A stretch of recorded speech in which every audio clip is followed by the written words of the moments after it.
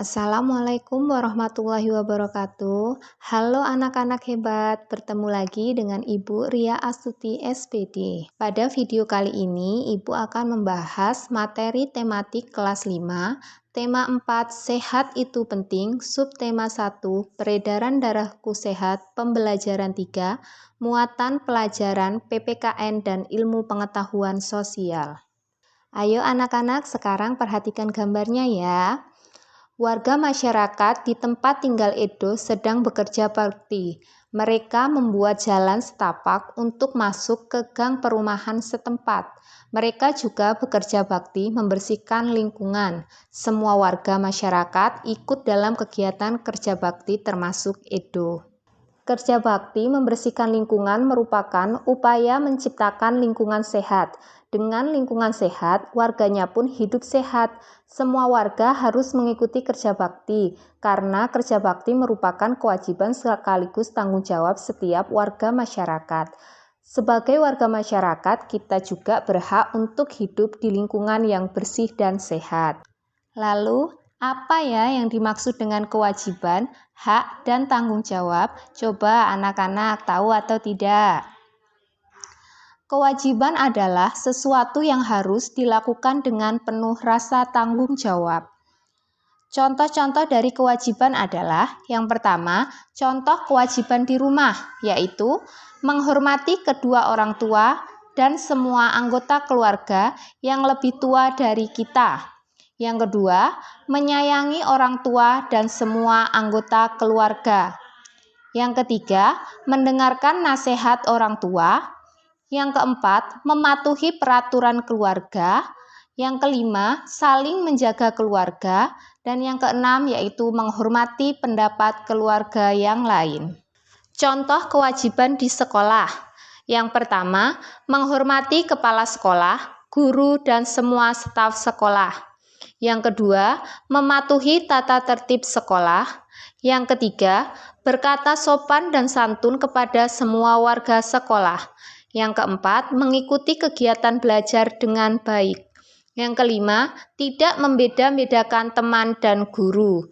Yang keenam, menjaga kebersihan, keamanan, serta kenyamanan lingkungan sekolah. Contoh kewajiban di masyarakat. Yang pertama, menjaga kebersihan dan keamanan lingkungan. Yang kedua, berbuat baik dengan tetangga dan sekitar rumah. Yang ketiga, menjaga nama baik keluarga di lingkungan masyarakat. Yang keempat, mematuhi peraturan yang berlaku. Yang kelima, menghormati seluruh warga masyarakat. Dan yang keenam, menghargai pendapat orang lain. Sedangkan hak adalah sesuatu yang mutlak menjadi milik seseorang dan penggunaannya tergantung kepada orang yang bersangkutan. Contoh-contoh dari hak dalam kehidupan sehari-hari. Yang pertama adalah hak di rumah, yaitu mendapatkan kasih sayang dari kedua orang tuanya. Yang kedua, mendapatkan makanan dan minuman. Yang ketiga, mendapatkan waktu bermain. Yang keempat, mendapatkan waktu mengerjakan PR. Dan yang kelima, mendapatkan waktu tidur. Contoh hak di sekolah, yaitu mendapatkan ilmu, mengikuti kegiatan ekstrakurikuler, mendapatkan tempat yang layak untuk belajar, mendapatkan kasih sayang dari guru, dan berteman dengan siapapun di sekolah. Sedangkan contoh hak di tengah masyarakat yaitu 1. Mendapatkan hak berpendapat, 2. Mendapatkan hak berhubungan sosial, yang ketiga, mendapatkan hak menggunakan jalan umum, yang keempat, mendapatkan hak beribadah sesuai keyakinan, dan yang kelima yaitu mendapatkan hak memakai fasilitas umum. Lalu, apa ya yang dimaksud dengan tanggung jawab? Tanggung jawab adalah tugas dan kewajiban yang harus dilaksanakan. Contoh-contoh tanggung jawab dalam kehidupan sehari-hari. Contoh tanggung jawab di rumah yaitu 1. Membantu orang tua, 2. Belajar dengan sungguh-sungguh, 3. Ayah tugasnya atau kewajibannya adalah mencari nafkah, sedangkan ibu tanggung jawabnya adalah mengurus rumah tangga. Contoh tanggung jawab di sekolah yaitu 1. Mendengarkan guru saat menjelaskan materi. Yang kedua, mengerjakan latihan dan ulangan dengan sungguh-sungguh. Yang ketiga, melaksanakan piket kelas. Yang keempat, menjaga kebersihan sekolah. Contoh tanggung jawab di masyarakat yaitu 1. Mengikuti kerja bakti dan gotong royong. 2. Menjaga ketertiban lingkungan. 3. Menjaga keamanan lingkungan. Dan yang keempat adalah menjaga kebersihan lingkungan. Coba anak-anak sekarang perhatikan gambar berikut. Nah, di sini adalah kerja bakti yang dilakukan sekelompok warga masyarakat merupakan bentuk interaksi manusia dengan lingkungan. Apa yang dimaksud dengan interaksi manusia dengan lingkungan? Apakah akibat dari interaksi manusia dengan lingkungan? Apakah interaksi sosial dapat menimbulkan persatuan dan juga perpecahan? Untuk memahami hal ini, perhatikan gambar berikut. Gambar yang pertama ini ya, berarti ada interaksi antar individu, yaitu interaksi antara ibu dengan anaknya. Sedangkan gambar yang kedua yaitu interaksi antara individu dengan kelompok, yaitu seorang guru yang sedang memaparkan materi dengan anak-anak atau siswanya. Dan gambar yang terakhir yaitu menunjukkan interaksi antar kelompok dengan kelompok, yaitu seorang petanding sepak bola yang sedang melakukan pertandingan sepak bola. Lalu, apa ya yang dimaksud dengan pengertian interaksi sosial?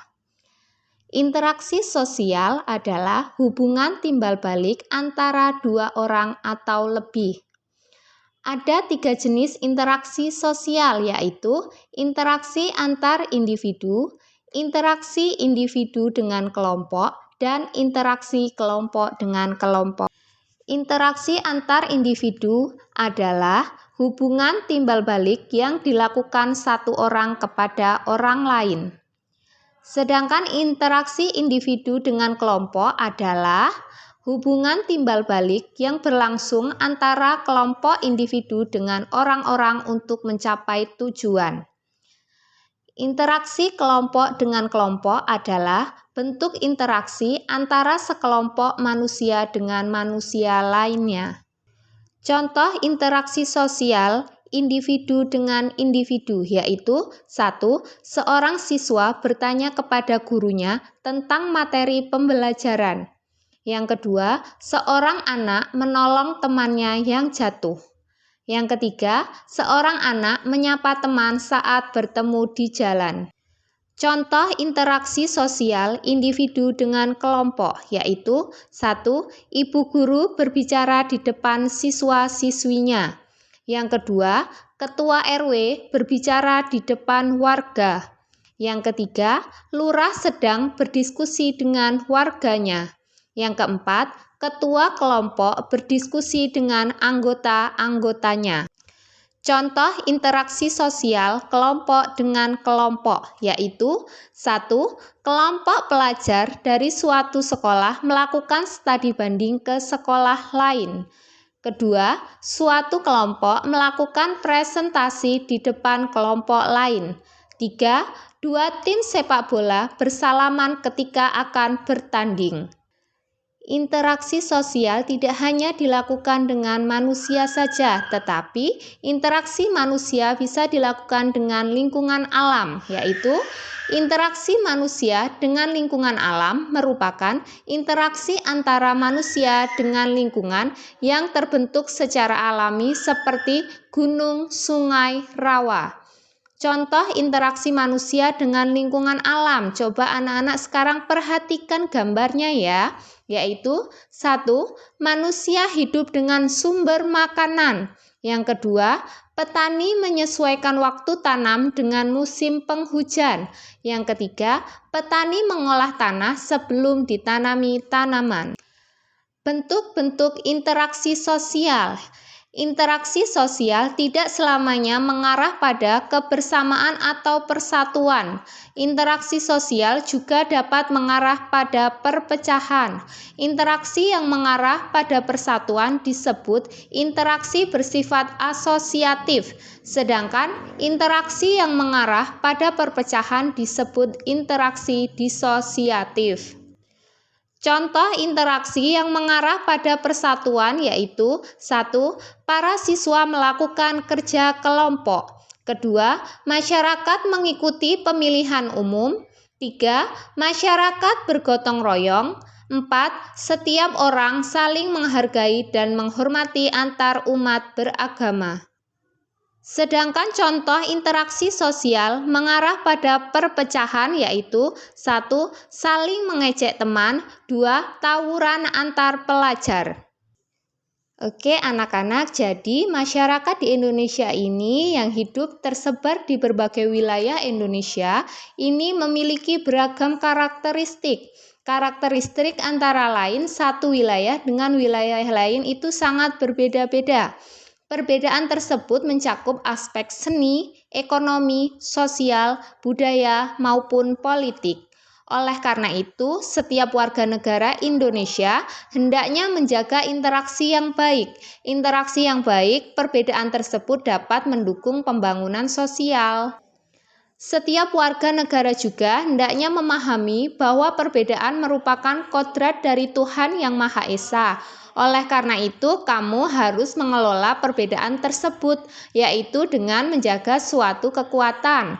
Ada 3 teori sosial budaya di Indonesia yang hingga kini berlaku di masyarakat, yaitu musyawarah, paternalistik, dan gotong royong. Budaya ini apabila dikembangkan akan mendukung pembangunan nasional. Selain itu, musyawarah, paternalistik, dan gotong royong juga akan mendukung ketahanan aspek sosial budaya yang tangguh. Nah, jadi ada upaya yang harus dilakukan warga masyarakat dalam meningkatkan pembangunan sosial budaya, yaitu 1. Mencintai bahasa persatuan bangsa dan bahasa Indonesia. 2. Mengembangkan dan mendalami bahasa daerah guna memperkaya nilai kebudayaan. 3. Mempelajari bahasa asing guna meningkatkan taraf hidup di kemudian hari. 4. Mengapresiasi segala bentuk kebudayaan bangsa Indonesia. 5. Bersikap, bertutur, berperilaku, dan bertindak sesuai adat istiadat dan tata tertib yang berlaku. Keenam, membiasakan diri untuk bersikap peduli terhadap alam, salah satunya dengan tidak membuang sampah sembarangan. Nah, maka dari itu, sebagai warga masyarakat Indonesia, kita harus bertanggung jawab dalam meningkatkan pengalaman sosial budaya. Dengan demikian, setiap individu memiliki tanggung jawab yang sama, yaitu tanggung jawab tersebut diantaranya menjaga kebersihan, ketertiban, dan keamanan lingkungan. Baik anak-anak, cukup sampai di sini video dari Ibu. Semoga bisa bermanfaat dan bisa dipahami ya. Thank you. Wassalamualaikum warahmatullahi wabarakatuh.